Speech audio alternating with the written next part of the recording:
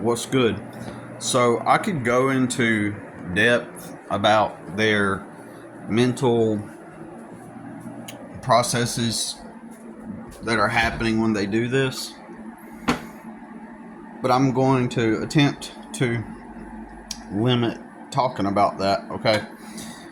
So I just got up. I look handsome.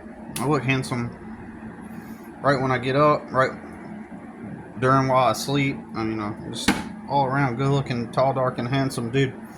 So if you can just look past my good looks and listen to the message, then um, I just don't want my lovely face to distract you from the point of the video. You know what I'm saying? So, anyways,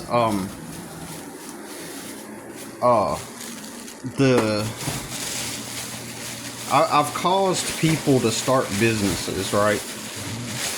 And you could see some kind of, I don't think pathology is the word, but you could see some kind of psychological thing happening with some people where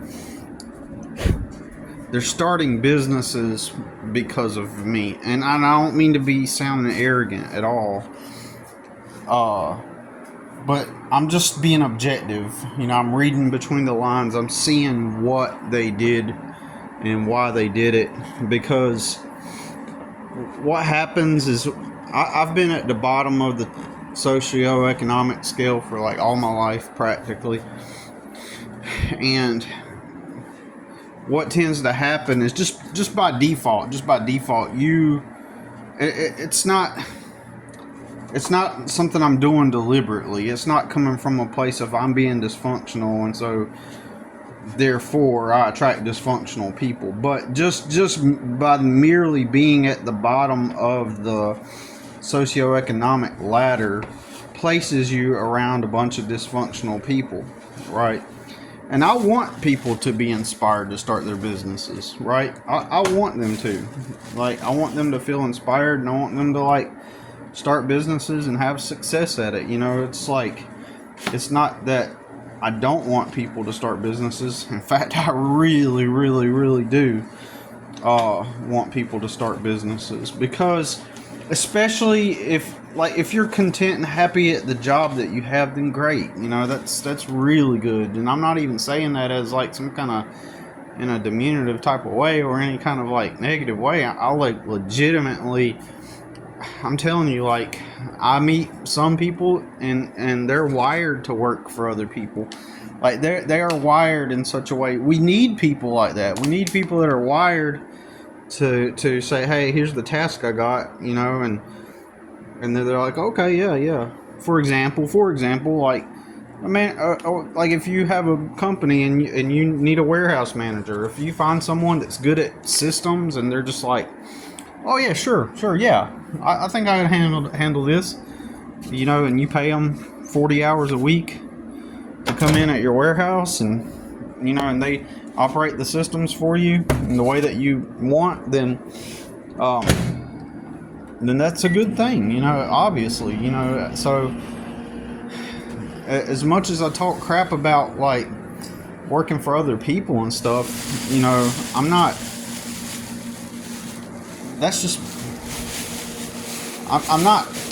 not against employment, you know what I mean? But my main message is that most people are legitimately unhappy with their jobs. This has been proven over and over and over again, time and time again, that most people legitimately are unhappy with their jobs, and they live a kind of bland or even miserable existence. And this has been proven over and over again. You can go look up news articles and stuff and studies where and surveys where people have where they've taken these surveys and whatnot, and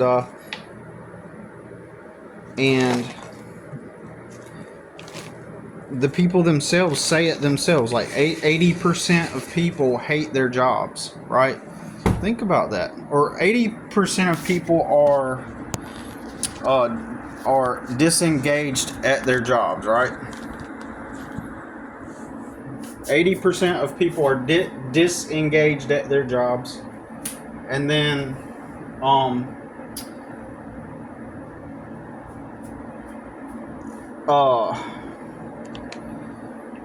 so if 80% of people, 80% of people are disengaged at their jobs, and then like I think like 40% of those people hate their jobs. And I'm always on here talking about like you're mistaught about reality. And I mean that in a most literal sense. You're mistaught about, not esoteric way, but like just in the regular real world functional reality. We all have been mistaught about how reality works.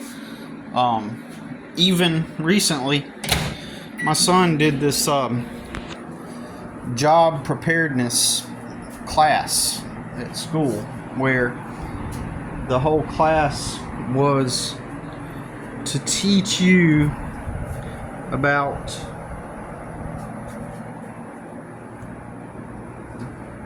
South Carolina work ready credential.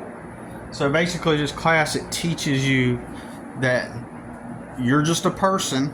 It literally teaches this. You're just a person and on this earth, and then that thing right there, it's teaching him how to be ready to go work at jobs. That's the whole basis of that whole thing. It teaches him how to be ready to go work at jobs. That's it. No thought beyond that. It assumes that he just exists in this reality, and the jobs, they just kind of exist in this reality, and when you get done with school, you just go get a job. You go get one, and then you go work it. And this is the script. You get your job, you go work it, and then that's the happiness. That is the script. That is the formula for happiness. Right? You know, they define it. So that's an example of what I'm talking about. They just laid it out before him. Hey, you know, this is going to teach you how to get your job, and you're going to find a job with a company, and now you're ready. Now you're living life. Congratulations, you are on the path to happiness. And like I say, they define the happiness, and that happiness, they just assume that when he leaves that school, his next step in life is that there's the authorities out here. We don't call them authorities, we call them companies, but we indirectly we label them as authorities, right? They are a type of authority, and because you got different types of authorities. You got the government that's an authority in our minds. Then you got the schools, I mean, which is technically part of the public system, but you know, and then the jobs are the authorities, right? They're the corporations, and they are a type of authority.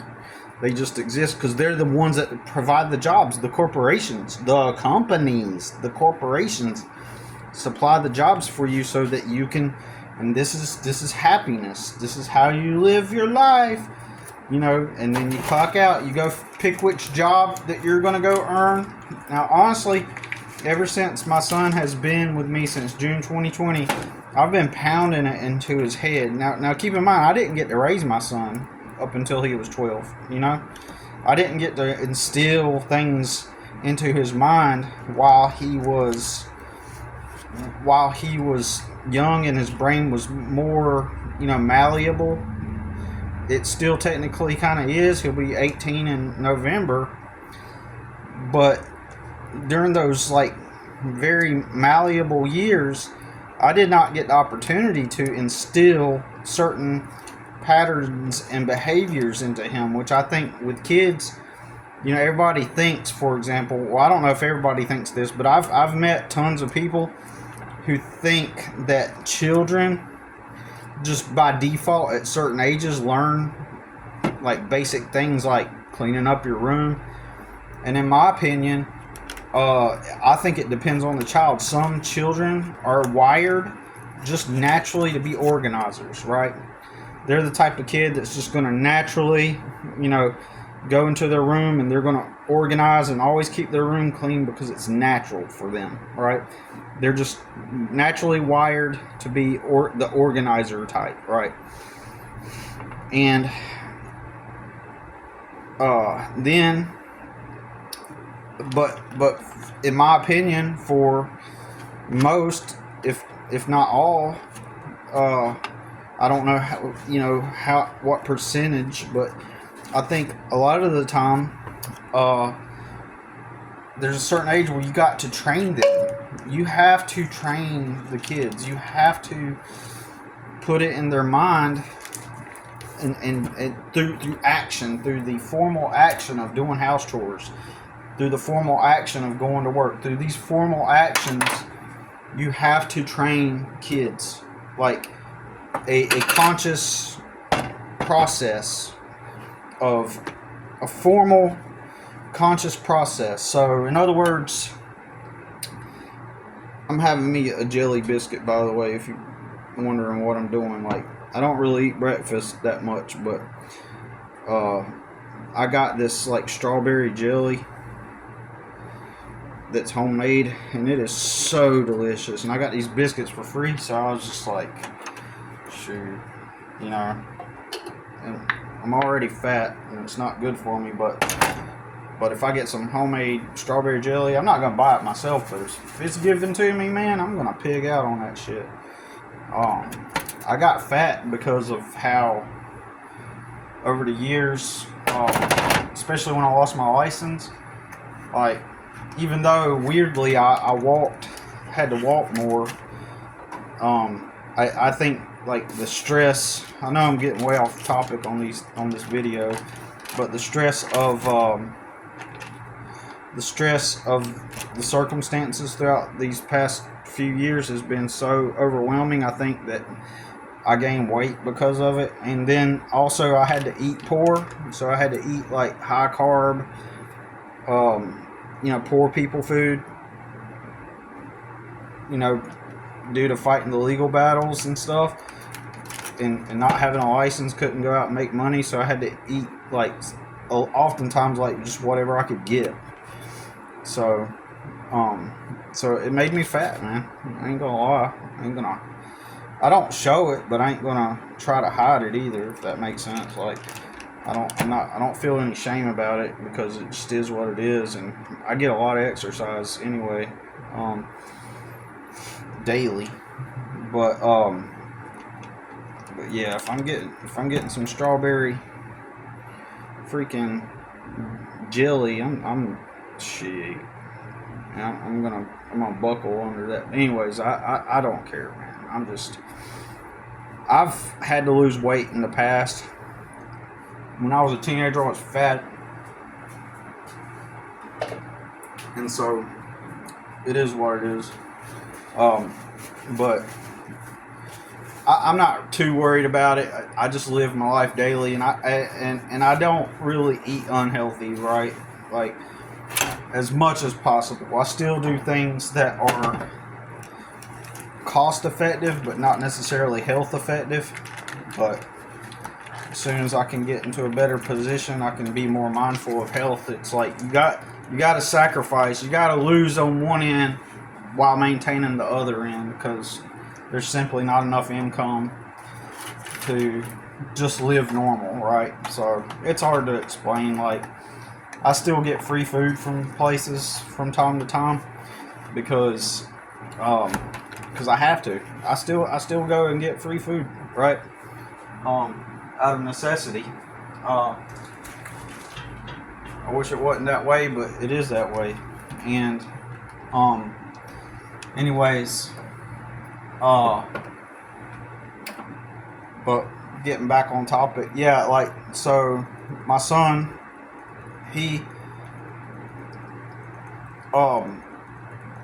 they're assuming that his life path and trajectory is to go, just the general way it's taught is that you live in this reality, and there are the jobs, and there are these authorities that provide the jobs, and they teach it right there in school. And they're teaching them how to go get the job, what to do under this circumstance, under the framework, within context of a reality where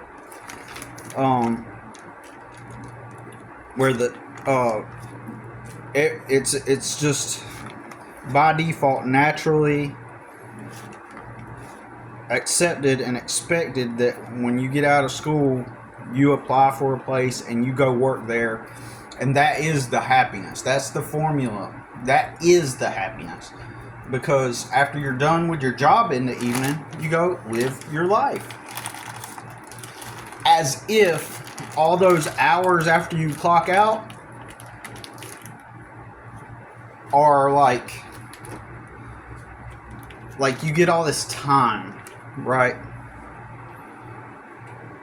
And in reality, as I mentioned before, you only have a short amount of time every day that you get to actually, experience like freedom, if you want to call it that, right? You only get a couple hours a day. It may be even less than that after you do chores and stuff. It's the whole formula is centered around this idea that an authority figure assigns you a task. You're just born in this world, and authority figures assign you your task, and then you just go obediently do your task that the authority figure gave you. And then what are you talking about? You go live your life, go get your mortgage, get your family, your mortgage, and man, just be happy, man. Just be thankful that you got a job, right? And that's the way it's proposed. That's the way it's framed. That's the way it's talked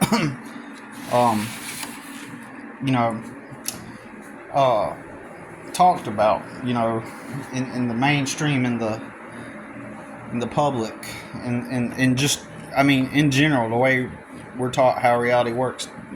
I know I'm being redundant, constantly being redundant, but I really want to drive the point home that this is, it's not a lie, but it is a lie. See, that's the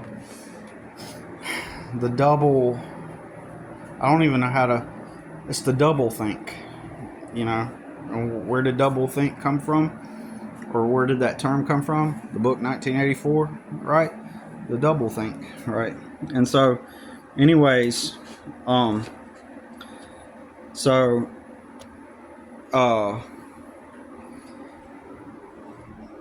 over the years, anyways, getting back on the main point, like people have, I hope people start businesses, but what happens is people are proud.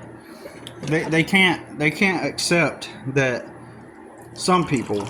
So over the years, quite a number of people have started businesses because of me, and what I mean by that is they have told me that they decided to do their own thing, inspired by some of the things that I have said. They quit their good paying jobs and have quit and started their own businesses, right? But some of them, not all of them, but some of them struggle because they're not really, there are things that they could do to increase their business, but they would never. These are people that got some kind of pathological issue. So in other words, I'm poor and they know that I'm poor, but I speak all these truths, and at some level they know that I'm right, but it's like they want to compete with me. And they don't want to ask me for advice. They wouldn't ever come to me for advice because I'm the poor guy, right? And my socioeconomic status, it's already is low, and so it's already kind of like a dig at their pride that they received this information from me. Because it's almost like a, why didn't I think of that? But poor ass Billy did. And now that I'm doing the thing, I got to figure out some way to one up Billy, because Because it's a bruise at my pride that I even had to learn this from Billy, because Billy's just this poor schmuck. And so I can see them competing, you know, and I'm not saying they constantly dwell on it and think of it every day. I'm not pointing at that kind of extreme, but what I'm saying, I'm not saying it's that extreme, but what I am saying is, like, after a certain point,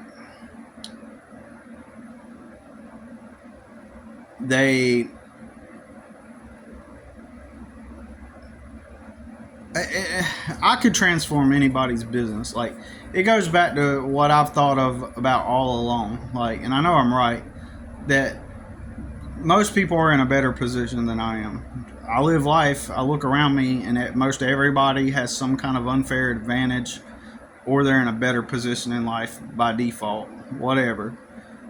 Like, you have to break it down to a case by case basis. But what was I saying? So I'm not gonna be like trying to rub it in people's faces. I'm just literally just being factual and objective here. This is actually what happened. It's not. I'm not trying to. I'm not trying to polish my ego or say, "Ha! Look at them. They're trying this," but I know it's because of me. I'm not trying to sound that way. I'm just saying, like, it's a form of toxicity. It's a form of a toxic person, right? That they need to compete. In the same way, my internet famous brother, like, he never did anything with the internet. He never did any. He always dabbled. He never worked. He just dabbled in shit while living on people's couches.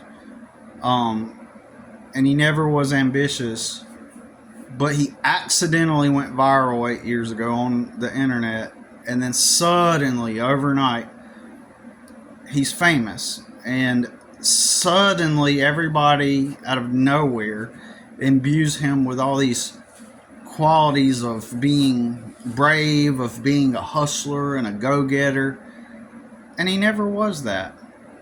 And the fame did not transform him into that either. But his attitude about it was, and he did this very subtly too, because he doesn't want to be called out and exposed for who he really is. So basically, he rubbed it in my face, right? Because he knew at one point I was trying to make money with the internet, like, not be an influencer, but in his head he thought that that's what I wanted. Because I did have a video go viral like many years ago, about 12, 13 years ago. I had a video in a short time reach 30,000 views. So in his head, he thinks that I was aspiring to be famous and an influencer. So when he overnight went famous, his attitude shifted to where he's like smug about it. You know, it's a subtle thing. And then at one point he was like bragging about it while he was shitting on the toilet. He goes, "I make money online. I make money online." As if he were basking in the, what's the word, reveling. What's the word? Like, as if he were basking in this realization, like, I make money online. I'm so happy. I make money online. Oh my God. But what he was really doing, read between the lines, he was doing it in the bathroom and saying it so that I could hear it, because he was just rubbing it in my face, like, as if there had been some kind of competition, as if he had figured it out, and then here I was still flailing about and struggling, and in his head he finally won up somebody, because he was at the low, he was even lower on the socioeconomic scale, just a loser who never worked, morbidly obese, constantly eating addiction, and for him, like, you know, you follow what I'm saying? So he had to rub it in my face, like, so anyways, like, there's people they'll start businesses, and some of them have, like I said, they'll come to me and say, you know, based off the things you said, like I just realized, like, you know, and they said that it was partially inspired by you, right? But then what they'll do is if I talk to them, I can see the subtle barrier there where they're putting up a barrier. I'm not trying to offer advice either to them. I don't try to offer unsolicited advice, any type of advice. I don't even give people recommendations or anything, because I know that how it will be taken as if I'm trying to give advice. I won't even say, like, if somebody starts their business, I won't even tell them. I won't tell them anything. Depends on the person, but for the most part, I don't, because I can tell some of these instances are where people are, they're doing it. I can tell that they're doing it because they want to one up me, and that's my point. That's the pathology that I'm talking about. Like, I can tell that poor ass Billy has had this idea, and I've become aware of it, but I'm just gonna not acknowledge that I got it from him, and I don't know. It's like, and then other people, they start doing it, and I've been talking to them for years about it, about working for yourself, and they've decided to do it because I technically, I'm the one that put it in their head, but they'll never come back and say, you know what, Billy kind of inspired me, because they won't even do that. Because before talking with me, it was never in their mind to start a business. So basically, my point is at the low end of the socioeconomic level, I'm surrounded by people that are dysfunctional in that way, and it's been more than one person. Obviously, they've went out and started business, but they'll never. Not that I'm looking for acknowledgement, but what happens is I can notice, I can read people, and also people around me. They end up in lucky circumstances. Like, the unbelievable amount of people that were destined to be poor in my life through fluke circumstances end up not poor or in a better position. And I can read them, and I can tell that they're kind of like low key or subtly kind of like feeling a little better than me, if that makes sense, because they're in this position, and and Billy's always talking about building his own business then, but it's hard to tell. I think some people would know what I'm talking about, but other people won't get it. But what happens is people, they love to feel like they're better than other people, and it's a subtle light narcissism where they get to gleam over knowing that they're in a better position than you, if that makes sense. They kind of like get a Schadenfreude. They're satisfied. They're because Billy's always both talking about starting a business, yet here we are doing better. But if you break down each situation, you can attribute the things. You can attribute the cause and effect not to them having worked hard or something. You can just easily point out that they got lucky, right? And that's the facts. Like, for example, my sister, she was destined to be poor, but she married a guy who has a well-connected family, and they all got land, and he was given a piece of land to put a house on, like, from his family on the same property as his grandparents and some other family members. It's all in the family. That's luck, okay? But so my sister could easily just be like, act smug and feel good of the fact that she's made it, like as if she done something to get there, when in reality she just married a guy that got this stuff handed to him, even though he works really hard. Well, I guess he works really hard. I'm just going to assume he does. He shows up at his job. I'll just put it at that. He does show up at his job, but and he wants to work on his own. So, and Sprout, as I'm stating this in this moment right now, why doesn't he ask me for some help? Why doesn't he come to me? Because I already have customers.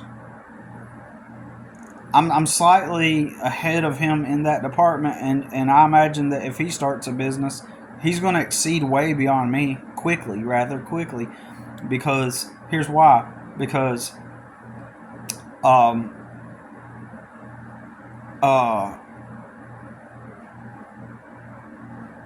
he's got a supportive network and a family.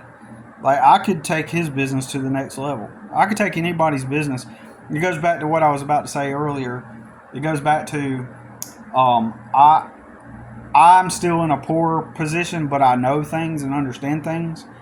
And if you're in a better position than me, I could tell you things that will help you grow a business like rather quickly. I'm just personally not in a circumstance where I can implement the knowledge that I have. It's really simple. I'm simply in a socioeconomic position, financial position, where I cannot integrate the knowledge that I have, but those around me could. Those around me can. They can.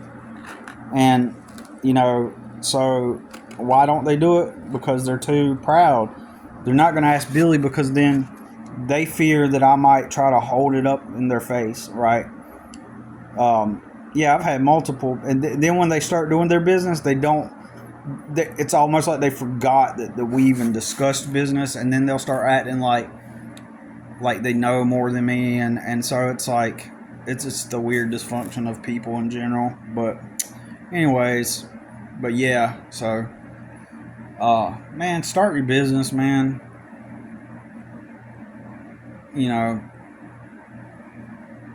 If you hate your job, why are you staying at it? Get out of this mindset that happiness is clocking out every day and then you got your mortgage. I mean, some people are already in that trap, and I don't know specifically what each person can do, but in general, like, minimalize to the point to where you can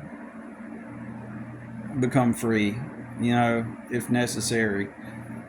Like, there's a lot, I see so many people with things that they don't need, and I'm also aware that they're making the monthly minimum payment, like their ATVs or four-wheelers or jet skis that are kind of sitting under a tarp for the past year and a half, but it was fun. The idea of it was fun.